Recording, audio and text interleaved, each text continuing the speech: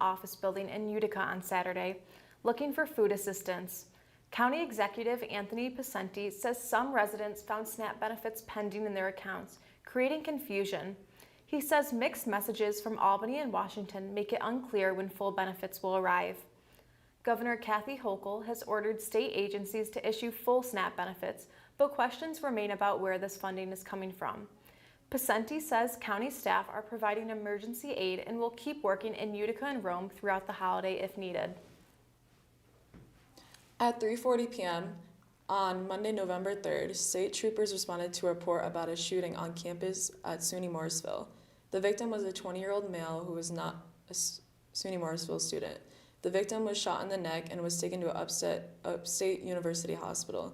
The campus quickly went into lockdown. The majority of the campus got cleared at the lockdown at 8 p.m. However, South Hall, where the incident happened, and Onondaga Hall were still in the lockdown, where the police searched dorms in those halls. Classes were resumed the next day with additional security measures, an increase of police on campus. State troopers say that there is no indication of this being an ongoing threat to the campus, and there's still an active investigation as to why this event still occurred. The National Park Foundation has given the Erie Canalway Nation Heritage Corridor A grant. This grant will be used to help the educational programs about the canal. 5,000 students will be able to visit 17 different canal education spots throughout the school year. The National Park Foundation has been giving the Erie Canal grants since 2012. This has allowed over 65,000 students from over 300 schools to visit the canal since then. Last Thursday night at the Utica Pioneers hockey game, the local chapter of Sleep in Heavenly Peace held a bedding drive to help children in need. Fans donated new twin sheets, blankets, and pillows, all to support the group's mission that no child sleeps on the floor in our town.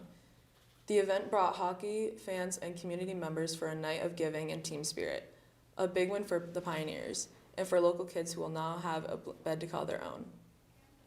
On November 17th at 2:25 a.m., there was a fatal car crash on the thruway in Oneida County near the exit 32 westbound. Police reports state that there was a Jeep going eastbound in the westbound lane, having state troopers trying to stop the driver for close to 12 miles. Unfortunately, before they could do so, the Jeep had a head-on collision with another car, a Ford pickup truck. Reports say that the driver of the Jeep was pronounced dead at the scene, and the two people in the Ford pickup truck were airlifted to Upstate University Hospital in Syracuse. At the time of this report, the driver is in a medically induced coma, and the passenger is conscious but in critical condition. The thruway is open again. Everyone out there, please drive safely, especially as weather starts to worsen for the season. Get ready for a night full of energy, music, and entertainment. Join Frezza Latina for their talent show and lip sync battle in Strebel Auditorium November 14th from 6:30 to 8:30. Come out and win. First place will win $100, second place $50, and third place $25. For more information, follow Frezza Latina on Instagram at Frezza_Latina. The Utica Comets are honoring our heroes this Veterans Day with a special game at the Adirondack Bank Center. The team will wear custom jerseys designed to pay tribute to local service members and Gold Star families. Veterans and active duty military will be recognized throughout the night, and fans can participate in a jersey auction to benefit veterans organizations. The Comets are also hosting a food and textile drive to support the CNY Veterans Outreach Center, so fans are encouraged to bring donations. It's more than just a game. It's a night to celebrate, remember, and say thank you to those who served. Puck drops at 5 p.m. and the energy in the arena is expected to be electric as Utica shows its support for American heroes. The past weekend on November 8th, the village of Clinton held a ceremony honoring the founders of the village, Native Americans and African Americans buried at the old burying grounds, some in unmarked graves for over 200 years. In attendance to give a few words and highlights the importance of the ceremony and what it meant were Mary Elizabeth Tantillo, Richard Williams from the Clinton Historical Society, Rebecca Pelkey from the Brotherton Indian Nation of Wisconsin, sharing a prayer. The Otsego County Sheriff's Office says a missing person reported Saturday in the town of Morris has been found dead. Deputies are investigating the case along with New York State Police and the Otsego County District Attorney's Office. Officials say the investigation is still ongoing, but there is no threat to public safety at this time. New York Annual's holiday donation drive started November 1st. Donations of new toys, coats, school supplies, and non-perishable food items are encouraged. Due to the recent SNAP cuts, this year's donation list includes food items to help families in need. The drive will begin until December 3rd. All food donations will be distributed before Thanksgiving.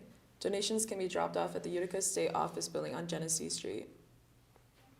It's time to start breaking out those coats and getting those winter tires on.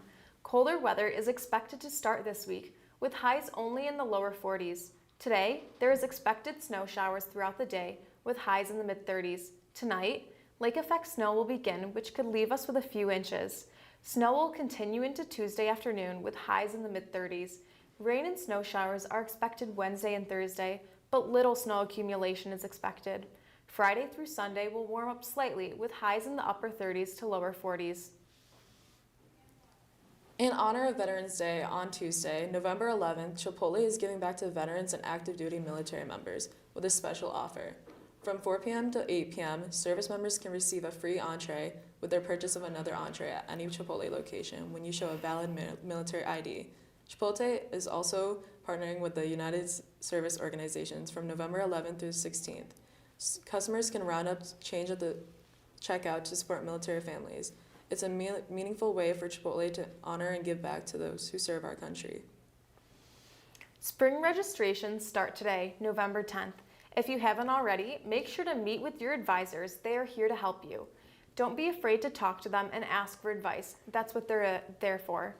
They will also provide you with a PIN, date to register, and time to log in, so it's important to see them now. In honor of Veterans Day, our community has come together and planned various events for our veterans. One being a turkey dinner where all veterans ate for free, another being discounts. Though it's not much, we try our best to show appreciation for those who have fought for us and for their families. Though we've sacrificed everything for us to live another day, we are truly grateful. With that being said, on November 11th, the Stanley Theater is presenting a musical, and those who attend, they are encouraged to bring stocking stuffer items for our local veterans. So if you are interested, please stop by and enjoy the musical as well as give back to those who have fought for us. The Pioneers celebrated Senior Day with a dominant 64-7 win over Hartwick, finishing with a perfect 5-0 record at Gaetano Stadium. The Pioneers put on another offensive show, racking up 563 total yards while holding Hartwick to just 136. Quarterback Tyler Zalkowski went 25 of 31 for 269 yards and 4 touchdowns. Bryce Palmer led all receivers with 8 catches for 112 yards and 2 scores, while Aze Frazier and Logan Frederick each found the end zone twice. On the ground, Matt Pilaris broke a program record with a 97-yard run as Utica finished with 257 rushing yards. Defensively, the Pioneers forced 4 turnovers and a safety in the first quarter alone, including a scoop and score by Nick DeForest. They held Hartwick to under 100 yards passing and just 46 on the ground. Next up, Utica heads to SUNY Brockport next Saturday at 2 p.m. to wrap up the regular season, looking to finish strong and lock in second place in the Empire 8. The women's hockey team beat Oswego 1-0. They fought hard on Saturday, November 9th at the Utica University Nexus Center. After losing their last game 3-0, the Pioneers responded strongly in this one. Maya Jerome scored the goal of the game in the second period, putting Utica ahead 1-0. But not without the assist from Dylan DeGrazia and Tess Barrett. Some other game leaders were Veronica Hoke, Eliana Lasher, and Catherine Sheehan. These great players had smart plays and bold moves.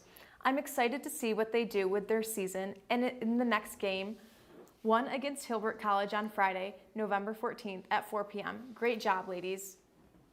The back-to-back Empire 8 champion Pioneers opened their season with a big road win over SUNY Delhi 80-60. 4 Pioneers hit double figures, with Jordan Kane led the way with 18 points, going 6 for 8 shooting, including 2 from deep. Ryan McCardle added 16 points, while Liam Teague and Keaton Parks each chipped in with 12. Parks also controlled the glass with 9 rebounds, and Teague showed his presence inside with 8 boards and a pair of blocks. Utica built a 14-point lead in the first half as they took a 40-27 halftime lead. The Pioneers never looked back, extending their lead to as many as 26 in the second half to seal the season-opening victory. The Pioneers will travel to the University of Rochester for the Chuck Wrestler Tournament with Game 1 on Friday, November 14th against Springfield College. Tip-off is at 1 p.m. That's all for today. Have a great rest of your day. See you all next week. Fear the moose.